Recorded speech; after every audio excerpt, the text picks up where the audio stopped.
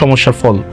তো সেই জায়গা থেকে পরে আরও খোঁজ নিয়েছি, এবং সবচেয়ে অ্যালার্মিং বিষয় কি জানেন, যখন খুন ও ডাকাতির মতো এই স্পর্শকাতর বিষয়গুলোর মামলা হয় এবং সেই মামলাগুলোর তদন্তের জন্য একটা তদন্ত কর্মকর্তার বরাদ্দ থাকে মাত্র 6,000 টাকা। এবং আরও বিষয় হচ্ছে, এই 6,000 টাকা খরচ করার জন্য একাধিক কর্মকর্তাও বদলি হয়। তো বদলি দেখা যায় একাধিক কর্মকর্তা বদলি হচ্ছে, কিন্তু ওই 6,000 টাকাই কিন্তু আসলে বরাদ্দটা থেকে যাচ্ছে। তো আরো উদ্বেগের একটা বিষয় আছে, আমরা জানি যে আমাদের দেশ থেকে প্রত্যেক বছর বিপুল পরিমাণ অর্থ বিদেশে পাচার করা হয়েছে, এবং এখনো পর্যন্ত বিভিন্ন সময়ে এই ধরনের ঘটনাগুলো ঘটে থাকে। এই অর্থ পাচার সম্পর্কিত যেই মামলাগুলো রয়েছে সেগুলোর তদন্তের জন্য একজন কর্মকর্তাকে মাত্র 3,000 টাকা হচ্ছে আপনার বরাদ্দ দেওয়া হয়। তাহলে এই 3,000 টাকা বা 6,000 টাকার মধ্য দিয়েই তদন্ত সংশ্লিষ্ট কার্যক্রমগুলোই হচ্ছে সম্পন্ন করতে হয় এই সরকারি যারা এএসআই আছে বা এসআই আছে বা তদন্ত কর্মকর্তা আছে তাদেরকে। সমস্যাটা বা বিপত্তিটা বাধে যেখানে, সেটি হচ্ছে যে আপনি যখন দেখবেন একটা কর্মকর্তা যখন তদন্ত সংশ্লিষ্ট একটা জায়গায় সে কোনো একটা জায়গায় 4-5 বার যায়, তখনই দেখা যায় এই অর্থ শেষ হয়ে যায়। তো এই বাকি অর্থটা একটা তদন্ত কর্মকর্তা কোন জায়গা থেকে এসে সংগ্রহ করে, এই সংগ্রহ যে জায়গা থেকে করে, এটা নামই হচ্ছে ম্যানেজ করা। সে ম্যানেজ করে নেয়। সে কোন জায়গা থেকে ম্যানেজ করে নেয়? সে যে বাদী থেকে ম্যানেজ করতে হয়, অথবা যে বিবাদী থাকে তার থেকে ম্যানেজ করতে হয়, সাক্ষী থেকে ম্যানেজ করতে হয়, তাকে বিভিন্ন প্রক্রিয়ায় সেই বিষয়গুলো ম্যানেজ করতে হয়। এবং অনেক পুলিশ সদস্যদের কাছে যখন আমরা কথা বলেছি, তখন আমরা শুনেছি মামলার কাজে আদালতে যে যাতায়াত হয়, অথবা সাক্ষী প্রদানের জন্য কিংবা তদন্ত সংক্রান্ত বিভিন্ন বিষয়ে পর্যবেক্ষণের জন্য যে খরচগুলো হয়, সেগুলোর জন্য কিন্তু সরকারি কোনো বরাদ্দ থাকে না। ফলে এসব প্রত্যেকটা ব্যয় এই তদন্ত কর্মকর্তাদের প্রত্যেকের নিজস্ব বেতন থেকে বহন করতে হয়। প্রশ্ন হলো, গুরুত্বপূর্ণ একটা প্রশ্ন, যে একজন সরকারি কর্মচারী কেন তার বেতন থেকে সরকারি কাজের জন্য, সে রাষ্ট্রের দায়িত্ব পালন করার জন্য সে অর্থের দায় বহন করবেন? আর বিশেষত কনস্টেবল, এএসআই বা এসআই, তাদের বেতনই বা কত? একটা এএসআই বা এসআই কয় টাকা বেতন পায়? এই সীমিত বেতনের মধ্যে এই কার্যক্রম কতটা সম্ভব?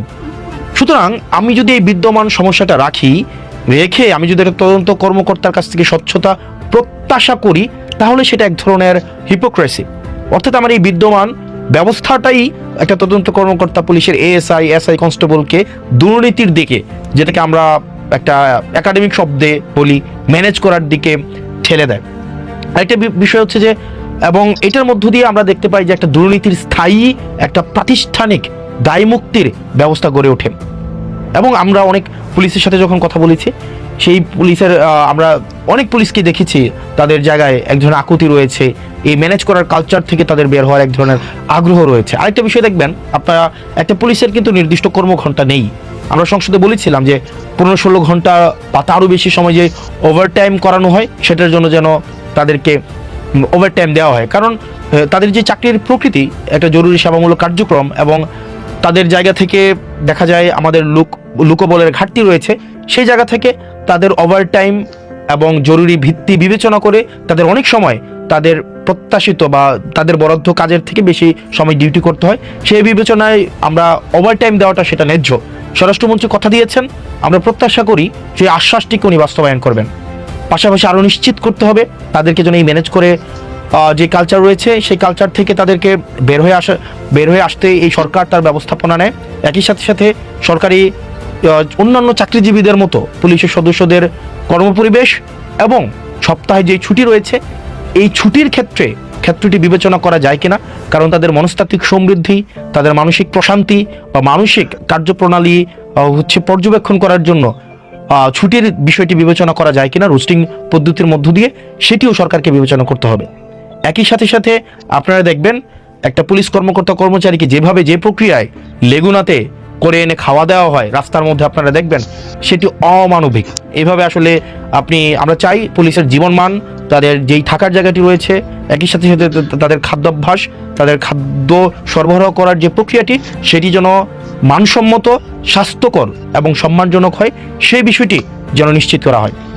এবং যে বিষয়টি গুরুত্বপূর্ণ, যে জনগণের একটা বড় অংশ এখনো পর্যন্ত বিপদে পড়লে পুলিশের কাছে যেতে দ্বিধাবোধ করে, এই অবিশ্বাসটা দূর করা জরুরি। এমন একটি পরিবেশ আমাদেরকে গড়ে তুলতে হবে যেখানে মানুষ প্রথমেই যেন পুলিশের শরণাপন্ন হয়, এবং পুলিশ যেন তার আস্থার জায়গায় মানুষ পুলিশকে নিয়ে আসে। এর জন্য প্রয়োজন আমাদের গুরুত্বপূর্ণ পরিবর্তন দরকার। যেমন পুলিশকে আমাদের না বলা শেখাতে হবে এবং রাষ্ট্রীয় ট্রেনিংয়ের মধ্য দিয়ে সেটি নিশ্চিত করতে হবে। আইন বহির্ভূত বা অন্যায়ভাবে কোনো নির্দেশ এলে তা প্রত্যাখ্যান করার মানসিকতা এবং সাহস পুলিশের থাকতে হবে।